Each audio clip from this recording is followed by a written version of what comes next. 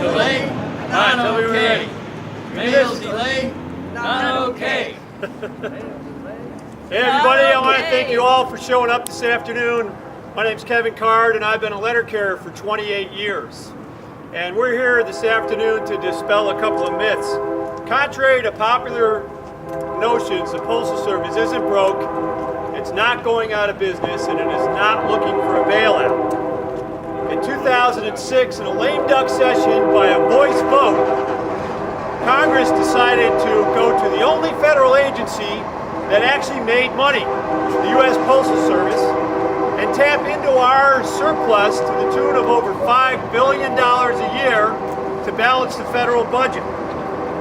And they did that under the guise of creating an escrow account that would provide health care for our retirees 75 years into the future. This is a requirement that no other federal agency, no other private company is required to do.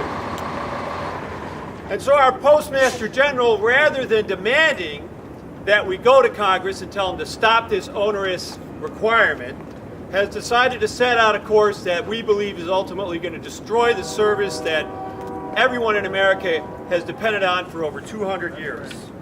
He wants to close local post offices and distribution centers, reduce the hours at rural post offices across the country, so it will no longer be possible for people in this very city to mail a first-class letter across the street and expect it to get there the next day, and that's wrong. This does not need to happen.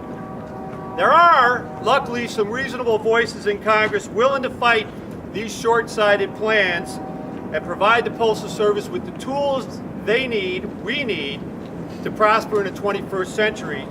And Peter DeFazio is one of those voices. From Oregon's 4th District, he's the sponsor of H.R. 630, the Postal Service Protection Act of 2013, and the author of the Save the Postal Service, Save American Jobs, We the People petition to the White House. And to talk about that is Congressman DeFazio. Our hero! Thank you. We've gone through a series of artificial crises this year with the United States Congress. It's been pretty pathetic. We had the fiscal cliff deal. We had the idea of the sequestration. A whole lot of things where Congress isn't doing its job, and modernizing the Postal Service to make it a 21st century self-sustaining critical institution is yet another job on which we can give Congress an F. My bill has over 128 co-sponsors. It would never require general fund or government subsidies to the Postal Service, but what it would do is undo unreasonable expectations that have been foisted on the Postal Service by Congress, as Kevin talked about. The Postal Service is actually paying the retirement costs of people who have not yet been born and have not yet gone to work for the Postal Service for 75 years into the future at a cost of $5 billion a year. The Postal Service overpaid, that's for health insurance. They also overpaid retirement benefits. It's estimated between $40 and $60 billion. The Treasury is refusing to refund the money. If we did away with the pre-funding requirement, and if we got a reasonable annual repayment of the overpayment for pensions, then the Postal Service today would be solvent. But we need to do more. We need to give it 21st century tools. We need to unshackle the Postal Service. Remember, the Postal Service was an innovator until it became very poorly led over the last decade. The Postal Service essentially invented barcodes, now used universally, adopted by their private sector competitors. We need to allow them to continue to innovate. We need to give them more flexibility in setting rates. We need to allow them to get into new lines of business at the post office.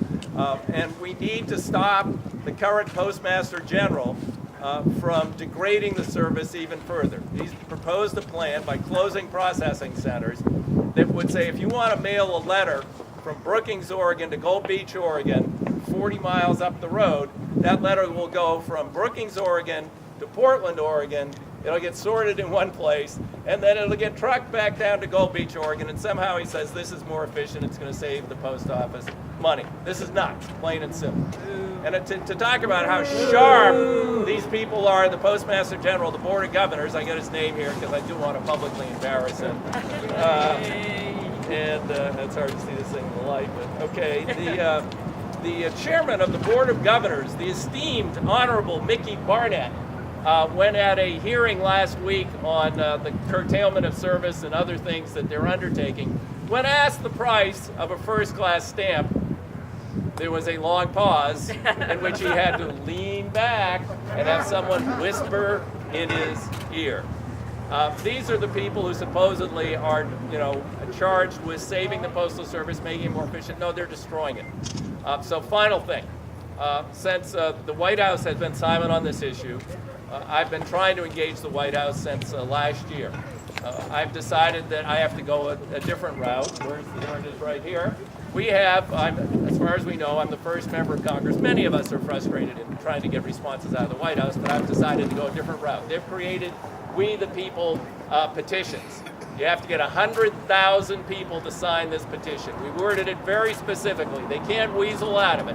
They're going to have to take a position on saving the Postal Service and whether or not they endorse our legislation, bicameral, bipartisan legislation that's been introduced in the House and the Senate and enjoys more support than any other bill relating to the Postal Service. We got to get 100,000 people to sign up. So go to the White House website and sign up and help us get to that goal of 100,000. Then let's get the Obama administration to take a position. Maybe they could start by firing the so-called Postmaster General and the guy who's chair of the Board of Governors who doesn't even know what a first-class stamp costs. Thanks very much. Save our Postal Service. Yes. And now I'd like to introduce Val Hoyle from House District 14. Representative Hoyle is the chief sponsor of House Joint Memorial 15, urging Congress to support the passage of Peter DeFazio's Postal Service Protection Act of 2013. Thank you, Val. Woo! Thank you. Myself, Representative Brian Clem, and Senator Ted Ferrioli, the Republican leader of the Senate, have chief co-sponsored a bill that has bipartisan support to ask Congress to support Peter DeFazio's legislation.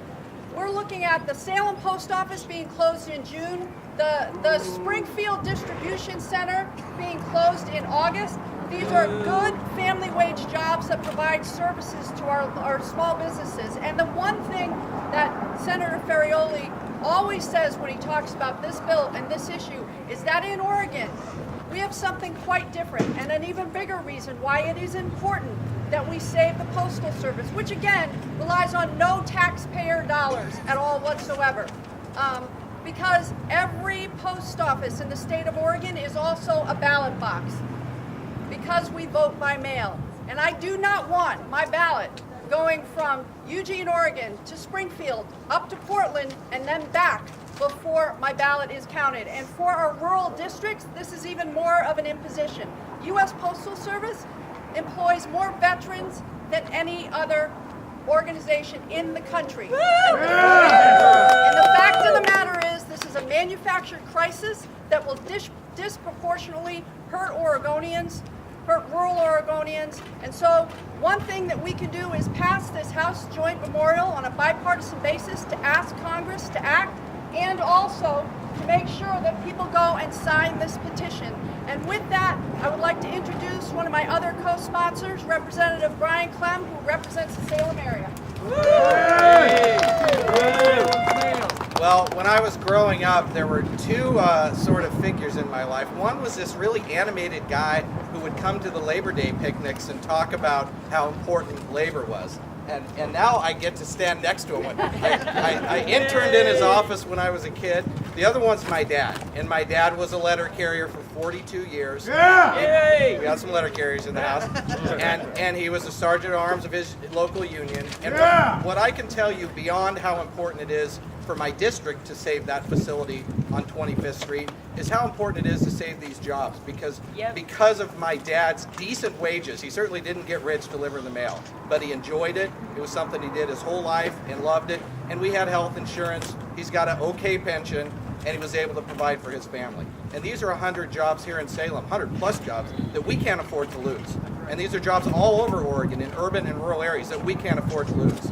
And if we can't get the Postmaster General and the governing body board to do something, then we need Congress to step in and help the way they did recently on Saturday service. And if they can help find money for B-2 bombers we don't need, they can find money to make sure little old ladies can get their mail. That's right.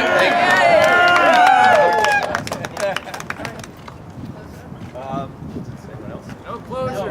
Okay. We have a number of other representatives here and senators, and I want to thank them for coming. This is vital to our state. I mean, think of the small towns and how much that post office means, closing some of those facilities. Think of having regional distribution centers so that mail from between Eugene and Springfield doesn't have to go to Portland and come back to save money. How that works, I don't know. I guess they didn't factor in the cost of fuel. But these are common sense steps we can take to improve delivery across the country, make this a modern 21st century institution, and do it at no cost to the taxpayers. What could be better than that? A vital service provided for by user fees. So thanks very much for being here. Please sign the petition. Thank all the members of the legislature.